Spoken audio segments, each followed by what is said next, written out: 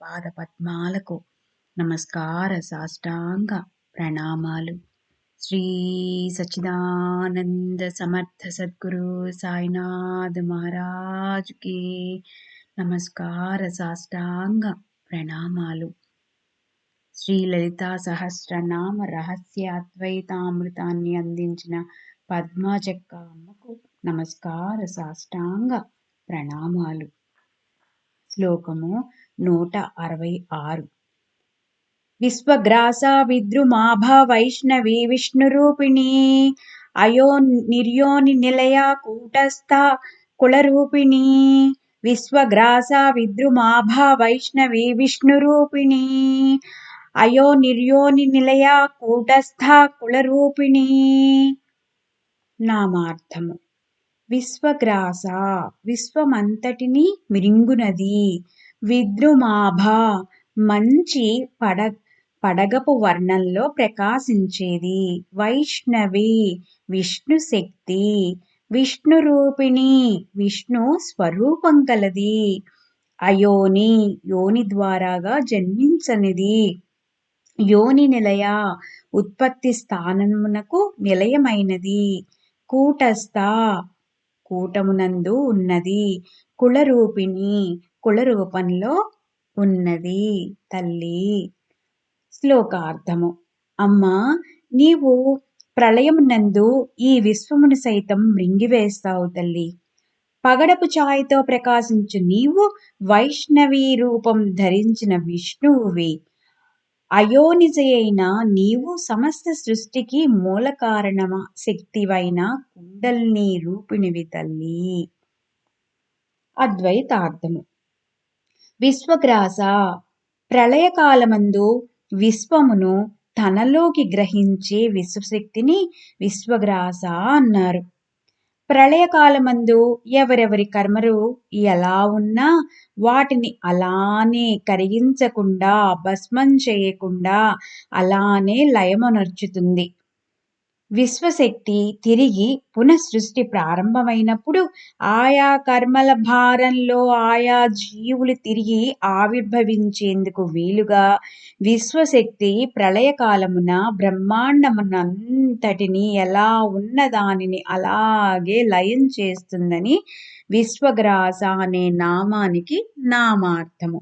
అంటే మనకి అందుకనే ఇదివరకు ప్రాణం శ్వాస పోయేటప్పుడు భగవన్నామంతో మనము శ్వాసని వదిలినప్పుడు ఆ భగవంతుడి దగ్గరికి చేరుతాము. అలా కాకుండా మన మనస్సులో వివిధ రకాల ఆలోచనలతో, అది ఇల్లు కావచ్చు, భర్త కావచ్చు, పిల్లలు కావచ్చు, వస్తువులు కావచ్చు, బంగారం కావచ్చు, ఇలా వేటి మీద, ఆఖరికి కుక్క మీద కావచ్చు, పక్షుల మీద కావచ్చు, వేటి మీద మనకి ఉన్నా అది మరుజన్మలో దానిగా పుడతారని చెబుతున్నారు. యోగ సాధకులకు శక్తి జాగృతమై ఊర్ధ్వగతిని ప్రయాణించి సహస్రారంలో చక్కగా ప్రతిష్ఠితమై సమాధి స్థితి కలిగినప్పుడు తన చుట్టూ ఉన్న ప్రపంచం మాయమై కేవలం ఆత్మదర్శనం మాత్రమే మిగులుతుంది. విశ్వగ్రాస అని అన్నారు దాన్ని. అంటే మనకి బాబా దానిలో కావచ్చు, బాబా కూడా అదే చెప్తారు కదా, కుక్కలో, పిల్లులో, ప్రతి జీవిలోనూ నన్నే చూడు, నన్నే చూడు, నన్నే చూడు అని. అలా అలా చూడటం అలవాటు చేసుకున్న తర్వాత ఈ మొత్తం విశ్వమంతా కూడా లలితా పరమేశ్వరి తల్లియే అని మనకి తెలిసిన, అంటే ఆ అనుభవం అయిన రోజున దానిని విశ్వగ్రాస అంటారంట. విద్రుమాభ సాధకుల్లో శక్తి పరిపూర్ణమైనప్పుడు ఆ తపస్వి పగడపు రంగులో ప్రకాశిస్తాడు అని విద్రుమాభ అర్థము. అంటే ఇప్పుడు మనకి చూడండి, గురువులు కూడా ఒక కాంతిగా ఉంటారు. అలాగా ఆ సాధకుడు ఎప్పుడైతే తన ఆత్మ దర్శనాన్ని చేసుకుంటారో వారు తొణకరు, బెణకరు, నిశ్చలంగా ఉంటారు. దానికి తోడు వారిలో ఒక ప్రకాశం ఉట్టిపడుతుంది. వైష్ణవి విష్ణు రూపిణి. విష్ణు అంటే అణువణువులోనూ అంతర్యామిగా ఉన్న శక్తిని వైష్ణవి అని, విష్ణువు యొక్క శక్తిని విష్ణు రూపిణి అని కీర్తించబడింది. అయోని విశ్వంలోని సకల జీవరాశులు ఉత్పత్తి స్థానం నుంచి ఆవిర్భవించవలసిందే.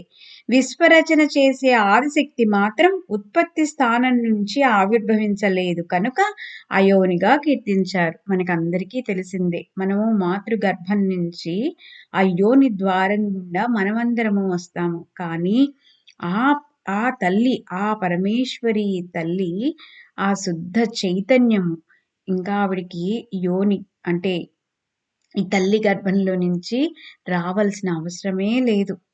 దాన్ని అయోని అంటారు. యోని నిలయ వేద ప్రమాణం ప్రకారం విశ్వంలో 84 లక్షల రకాల జీవరాశులు ఉన్నాయి. ప్రతి జీవి విభిన్న తరహా నిర్మాణ క్రమం కలిగి విభిన్న ప్రవృత్తులలో ఆవిర్భవిస్తున్నది. ఇవి అన్నీ ఉత్పన్నమగుటకు ఆ యోనిలే కారణం. అందువల్ల యోనులు శక్తి స్వరూపాలని అన్నారు. కనుక శక్తిని ఉపస్థేంద్రియాధిష్ఠియ అని ఆ విషయాన్నే వివరిస్తుంది యోని నిలయ అనే నామానికి నామార్థము. ఎందుకంటే మనకి 84 లక్షలంటే అసలు ఎన్ని రకాలు, అది ఒక పక్షి కావచ్చు, ఒక జంతువు కావచ్చు, ఒక చెట్లు కావచ్చు, ఇట్లా అన్ని రకాలు 80 లక్షల రకాల జీవరాశులు ఒక్కొక్క దగ్గర నుంచి ఆ యోనిలో నుంచి వస్తాయి అని చెప్తున్నారు. కూటస్థ ఆజ్ఞాచక్రంలో శక్తి ప్రతిష్టమైన దానిని కూటస్థ నిలయ అన్నారు. తద్వారాగా దర్శించే అనుభూతులకు కూడా అదే నిలయము. కులరూపిణి జన్మదానం చేయు పితృవంశ రూపంగా, జ్ఞానదానం చేయు గురువంశ రూపంగా ఉన్న శక్తిని కులరూపిణి అంటారు. అందుకే మనకి తెలిసిన దానిని మనకి అంటే పరిపూర్ణంగా అని కాదు, మనకి చిన్న కొంచెమైనా తెలిసిన దాన్ని మనము పది మందికి మనము గనక పంచితే మనకి ఇంకా ఆ తల్లి ఆ జ్ఞానాన్ని ఇంకా ఇంకా ఇంకా మనకు అందిస్తుంది. అలాగే మన పిల్లలకు కూడా ఏదైనా ఒక సబ్జెక్ట్ తెలిసిందనుకోండి, ఆ సబ్జెక్ట్‌ని వేరే వాళ్ళకి తెలవని వాళ్ళకి అందిస్తే వాళ్ళకి ఇంకా ఇంకా అందుతుంది. అలా ఒకరికొకరము సహాయము, సేవ చేసుకోవాలి అని చెప్తున్నారు. ఇంత చక్కగా మనకి అందించిన లలితాపరం రహస్య సహస్ర నామాన్ని అందించిన పద్మాచెక్క అమ్మకు నమస్కార సాష్టాంగ ప్రణామాలు. శ్రీ సచ్చిదానంద సమర్థ సద్గురు సాయినాథ్ మహారాజ్ కి నమస్కార సాష్టాంగ ప్రణామాలు. శ్రీమాత్రే నమః. లలితా పరమేశ్వరి తల్లి పాద పద్మాలకు నమస్కార సాష్టాంగ ప్రణామాలు. సర్వే జనా సుఖినో భవంతు.